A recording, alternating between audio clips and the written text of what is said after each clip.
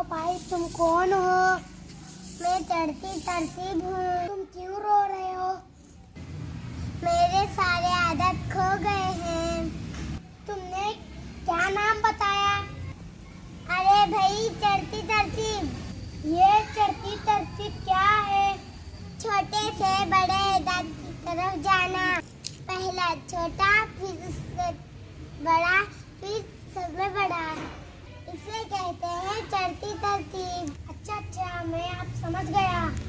कहाँ है तुम्हारे सब आदत? तो देखो, भाग रहे हैं। रुको, मैं पकड़ के लाता हूँ। रुक जाओ। ये छोटा कौन है? 19, मैं छोटा हूँ। ये आओ। इसके बाद किसका नंबर आएगा? अरे मेरा नंबर है फिगर 525। इसके बाद मैं आऊंगी 48।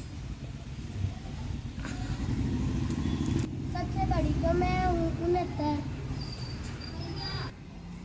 देखो भाई, तुम्हारी चढ़ती तरतीब बन गई। शुक्रिया भाई, शुक्रिया। मेरी चढ़ती तरतीब।